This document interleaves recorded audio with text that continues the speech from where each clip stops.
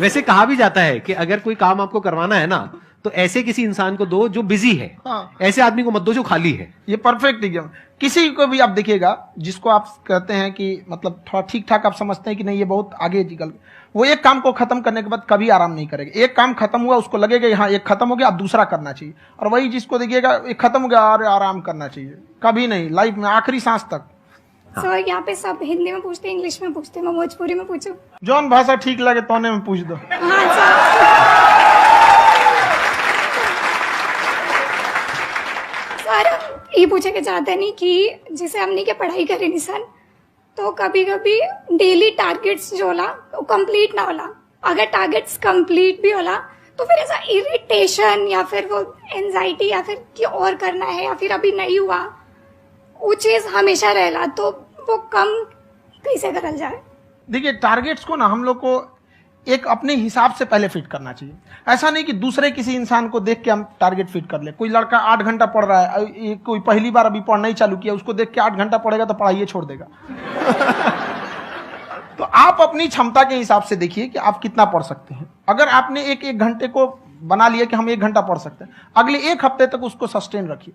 Gym में कैसे करते हैं लोग, पहले दिन उठा लीजिएगा 1 क्विंटल तो हार्ट अटैक हो जाएगा। तो वो धीरे धीरे टारगेट सेट कीजिए और अपनी क्षमता को भी देखिए। हर इंसान की क्षमता अलग है। कंगारू को देख के हाथी छलांग मारेगा, पैर तोड़ के बैठ जाएगा।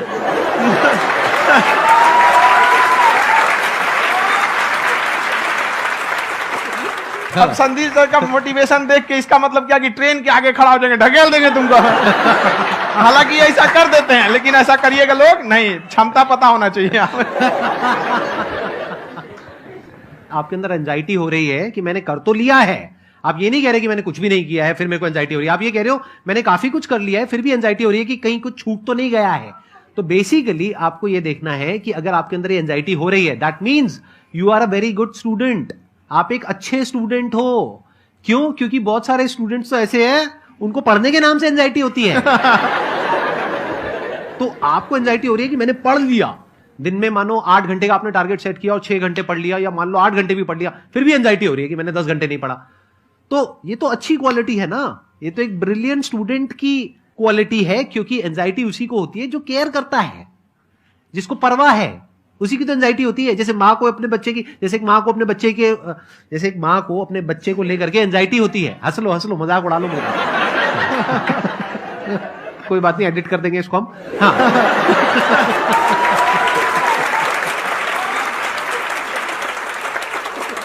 जैसे एक माँ है, उसको अपने बच्चे को लेकर के एंजाइटी होती है, थोड़ी सी भी तबीयत खराब हो जाए उसको एंजाइटी होती है, चाहे बच्चा ठीक भी है, डॉक्टर को नहीं होती है।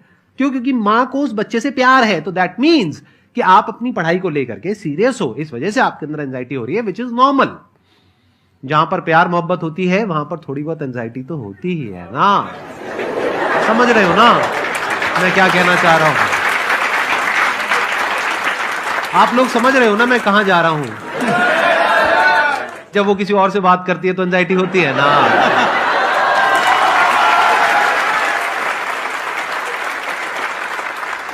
सर आपकी स्टोरी हमने सुनी थी, तो एक टाइम आया था जब आप गंगा किनारे जाके बैठ गए थे, उस समय आपको कुछ समझ नहीं आ रहा था। तो उस समय मतलब आपने ये डिसीजन कैसे लिया कि अब आगे नहीं, यहां से वापस जाना है? रास्ता ही नहीं था। घर जाने के लिए एटलीस्ट 90 रुपए चाहिए थे, जेब में 40 रुपए थे। कैसे घर जाते हैं? और हम गंगा के किनारे चुपचाप बैठे बैठे हम कहें कि अब बहुत टेंशन हो गया, अब घर जाना चाहिए। रूम पे, तो किराए के रूम पे ही आदमी सारे लोग रहते। गए वहां पे तो रूम लॉक हो गया था। तुम खटखटाए तो ऊपर से गुस्सा से बोले जो ऑनर थे, क्या टाइम हो गया है? तुम कहे 9-10 बज रहा होगा। घड़ी देखिए तो 2 बज रहा था रात का, 2-2:30 बज गया था वहाँ। टेंशन में आप तो होता है, कई बार ऐसा समय आएगा कि लगेगा जैसे अब कुछ नहीं हो सकता है। तो इससे घबराना नहीं है। कभी कभी गुच्छे की आखिरी चाबी भी ताला खोल देती है। जो बातें आपने बताई कि घर में प्रॉब्लम्स ये तो बहुत लोगों ने फेस करी वहां पर, आप अकेले नहीं है, बहुत लोगों ने ये प्रॉब्लम्स फेस करी, बहुत तरह की प्रॉब्लम्स देखी, बहुत तरह की स्ट्रगल्स देखी, लेकिन वो सब इतने कामयाब नहीं हो पाए जितने कि आप हुए। तो आपके अंदर ऐसा कुछ ना कुछ है जो औरों के अंदर नहीं है। तो वो मैं जानना चाह रहा हूं कि वो ऐसा क्या था जहां से कि आपका दिमाग यहां तक सोच पा रहा है कि मैं पूरे इंडिया में इतने बड़े लेवल का चेंज लेकर के आ सकता हूं, एजुकेशन फील्ड में रेवोल्यूशन लेकर के आ सकता हूं। ये सोचना ही बहुत लोगों के बस का नहीं है। मेरी एक खुद की थिंकिंग, अगर हमको कोई 100 रुपए किसी काम के लिए दिया, हम सबसे यही कहते हैं, तो हम कोशिश करते हैं उसे 200 का रिटर्न दे। अगर कोई हमसे 200 रुपया फीस दे रहा है, 250 दे रहा है, तो हम उसको ये कोशिश करते हैं कि तुम्हें ऐसा लगे कि नहीं भैया हमने 10-20 हजार का पढ़ लिया यहाँ पर। वो ईमानदारी से कभी कमी नहीं। और हमेशा अगर हम प्रॉमिस एक्स का करते हैं तो डिलीवर 4x करना चाहते हैं। ध्यान से सुनना और ध्यान से समझना इस फर्क को। अगर आप समझ पाए तो बहुत आगे जाओगे लाइफ में। एक वो होते हैं जो ये सोचते हैं कि हमें सब कुछ मिल जाए, हमें कुछ भी करना ना पड़े। दूसरी कैटेगरी होती है लोगों की जिनको जितना मिलता है उसमें भी चोरी चकारी करते हैं या कोशिश करते हैं कि उससे कम दे सामने वाले को जितना कि हमें मिल रहा है। तीसरी कैटेगरी होती है लोगों की जो इनके जैसे लोग होते हैं, वो क्या करते हैं, वो ये सोचते हैं कि अगर मैंने किसी से 1 रुपए भी लिया, देखा जाए तो 200-250 रुपए कुछ भी नहीं होता है, 200-250 रुपए अगर मैंने लिया तो कैसे उसको 400 रुपए की वैल्यू दूं। ये जो थिंकिंग है ना, यही एक फर्क होता है एक ऐसे इंसान में जो बहुत आगे निकल जाता है और उस इंसान में जो मीडियोकर रह जाता है। आप अपने आप को अपने आप के ऊपर समय दीजिए, उसको डेवलप कीजिए। जब आप अपने आप के ऊपर खर्च करते हैं तो आने वाले समय में लोग गूगल पे आपको सर्च करते हैं। क्या बात है सर, ये आपने अभी बनाया है या ये कोई पुराना आपका वो है? बनते रहता है इसे, फ्लो में बन जाता है।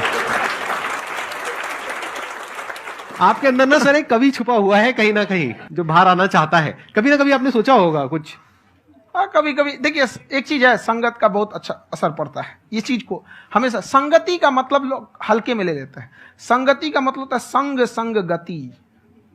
तो अच्छे लोग के साथ रहेंगे तो संग संग अच्छी गति होती जाएगी, खराब में रहेंगे तो ये भी होता है। बट अपने आप को थोड़ा सोचना चाहिए कि हम केवल जी के मर जाएं इसके लिए नहीं आए हैं।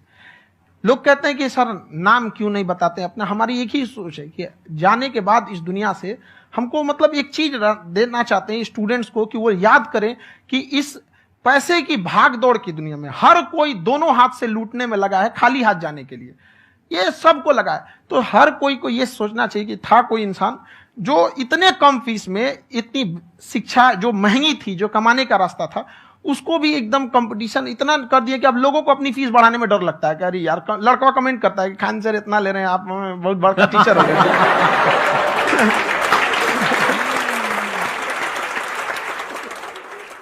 खान सर की एक क्लिप है, ये समय और समझदारी में बहुत फर्क होता है।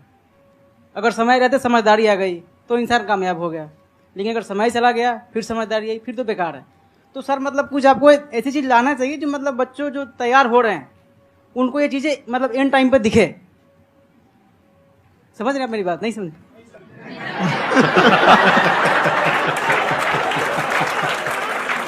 यही होता है सर का मोटिवेशन ज्यादा हो जाता है।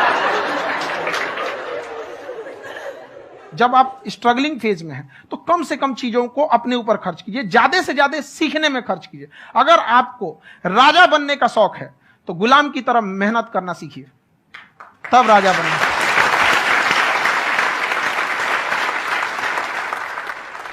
ये दुख, ये दर्द, ये सब तेरे अंदर है।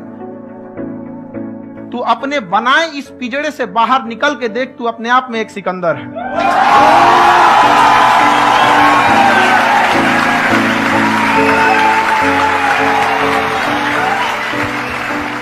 Thank you so much sir for coming. बहुत मजा आया मेरे को आपके साथ में इंटरेक्ट करके। आई एम श्योर आप लोगों को भी बहुत मजा आया होगा।